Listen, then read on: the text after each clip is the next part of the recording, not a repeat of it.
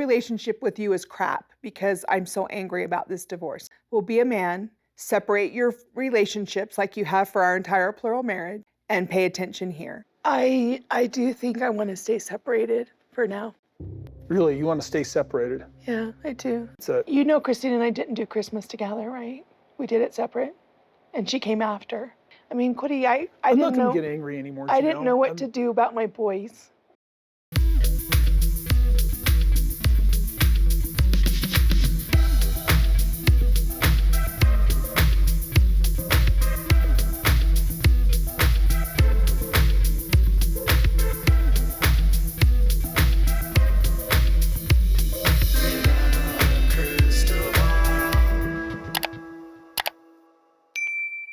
Hi friends, it's Katie from Without a Crystal Ball. Welcome back to my channel. It is Thursday, January 2nd, 2024. If you have been wondering if Cody Brown and Janelle Brown were in court related to the estate of their son, Robert Brown Garrison, who passed away in March of 2024, that would be correct. A probate case had been opened and the estate was executed and settled, and it was not Cody who won as the executor. And now we know exactly what's gone down because Janelle has been able to finally offload the home that was owned by Garrison Brown that he had purchased in 2021. And the home recently sold at the end of December. So let's dive into the topic to find out more about this secret court battle over the estate of Garrison Brown. I got into school, and I got the car that I wanted that he told me I should never get. And he doesn't know anything? No, doesn't care to. I've reached out to Garrison and Gabriel. I reached out to them just before Christmas, and I reached out to them after. No, they're blocking me. They're not interested in talking to me. In March of 2024, when Garrison Brown passed away, he had been living in Flagstaff, had owned and purchased a townhouse, was going to school, recently had started a job working in security, and was taking classes in the hopes of becoming a nurse. And when his life ended, it happened after the end of season 18 when Cody Brown made a lot of really awful statements about his son. And it was revealed in the season that he didn't have much contact with his kids. Garrison said that his dad didn't care to know anything about him, didn't know that he bought a house, didn't know that he got a car, didn't know anything. And Garrison had basically written him off because Cody had chosen his wife, Robin, and he didn't want to have to play the games of Robin. Garrison very succinctly described how Robin would twist everything, manipulate, get information, play the victim, and weaponize everything against him and his siblings to get what she needed from Cody, and that Cody would always take her side. And because the boys and the kids didn't have an interest in playing the games of Robin, Cody had thrown them out. Didn't want anything to do with them because the kids would not do what he wanted. Cody basically blew up his family because he wanted Robin and he wanted people that basically worshiped him. So when he died, and it was a tragic death, there was a lot of questions about what would happen with the estate. At the time of his death, he was estranged from his dad, and Janelle told police about this estrangement, and Cody actually never showed up to the scene. So there had been a number of interviews that came out by Janelle and Cody talking about the grief that they were feeling. Cody was oblivious in his interviews because he said that he wanted to go out and have drinks with his son, who part of the reason he passed away was due to alcohol poisoning, and that he wanted Garrison to make him laugh again, and he just wished there had been more time. Very disconnected to the reality of what had happened. The grief that Janelle was feeling was palpable and obvious, and she just really loved her son and had hoped that this didn't happen and wished she would have been able to get him help sooner. So when he died, there was a lot of questions about what the estate would do and what happened with the estate. When Garrison died, he had a house, he had tenants, he had a car. There was a lot of items that needed to be settled through his estate, and they ended up having to go into the probate court. So I don't know if this is because he hadn't done a will, but they went through probate and they entered into a case and worked to get Janelle appointed as his personal representative. So when someone dies, what happens is they go to probate to figure out who will be the executor or the personal representative of the estate. And they can go through probate to settle all of the debts and take care of any of the liabilities, like creditors that are due, and then also to distribute what is left over of the estate. So the heirs of the estate will get, and the personal representative can determine who gets what that's been left over. And because someone needs to settle the estate, they'll go to probate. So Janelle filed a case in Coconino County. Probate cases are, for the record, in Coconino County, not, you can't search them.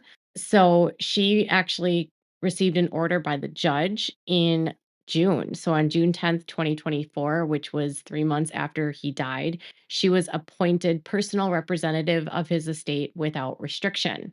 And this was her attorneys based out of Flagstaff. And it was letters of testamentary of personal representative, and it said Janelle is hereby appointed personal representative of this estate without restriction. So what does that mean? So in the state of Arizona, a person can serve personal representative of an estate without restriction if they meet the following requirements. They are over 18, they are of sound mind, they're not a foreign corporation, and they are not found unsuitable by the court. A personal representative is legally authorized to act on behalf of the deceased person or their estate. Some people who can serve as a personal representative include the surviving spouse of the deceased, an adult child of the deceased, a brother or sister of the deceased, a person entitled to property of the deceased, a person named as personal representative by a will. So it's unclear if his will deemed her the personal representative or if the court did. And the probate court will hold a hearing to determine who's the best suited to be served as the executor. And that will be including anyone that's interested in the property and managing the estate. So this would be where any of his creditors, Cody, siblings could go and say, I want to be the personal representative. And if you're wondering if if Janelle moving or not moving, if that changes things, it says a non-resident can also serve as a personal representative of an Arizona estate, but there's certain considerations to take into account. So as a surviving parent of an adult child, she's deemed the most suitable to manage his estate, and Cody did not was not appointed as a personal representative, meaning that Cody has no say in how Janelle decides to distribute his estate.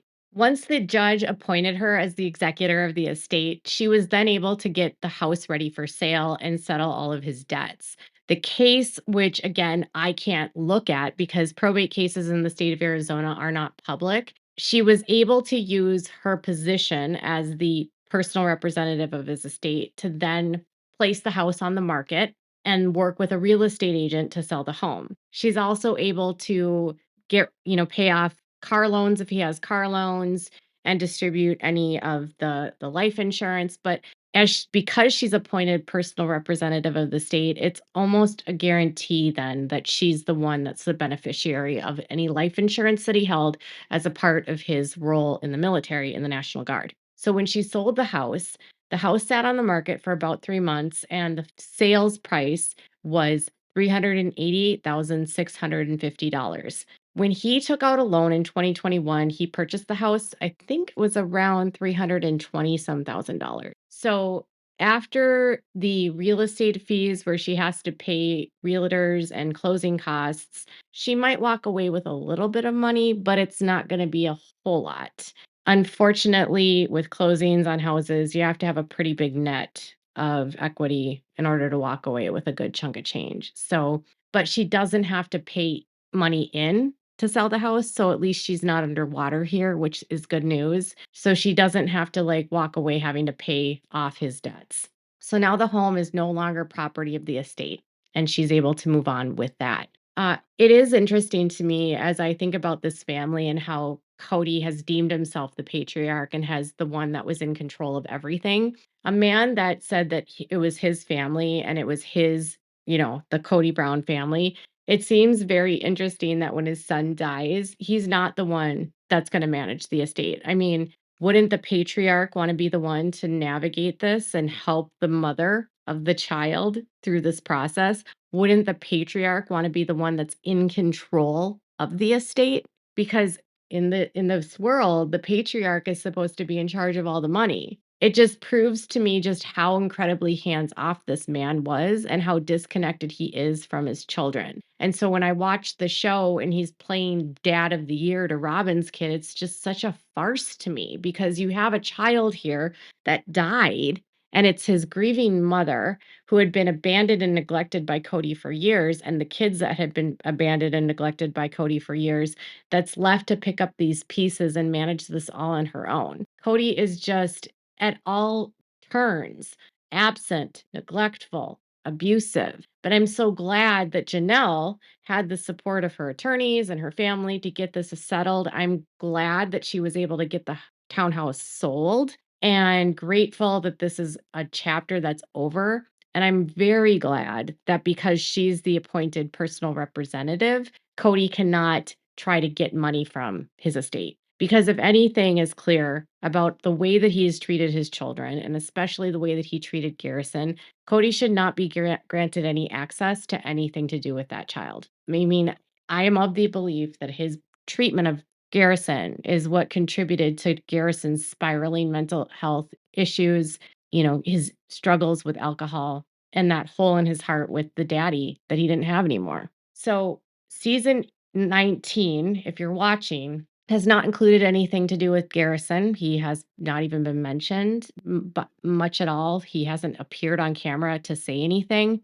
It's been almost erased from the show. And when Garrison died, right before he died, the longtime producer Tim Givens left the show. And so if you're wondering why things feel different this season, it's because it's not the same producer. It's a completely different team that's putting the show together now. And so the way that it is constructed with stories going bouncing back and forth and weaving in different, last week you had it bouncing between Mary and Christine and then Mary, Christine, and then Robin.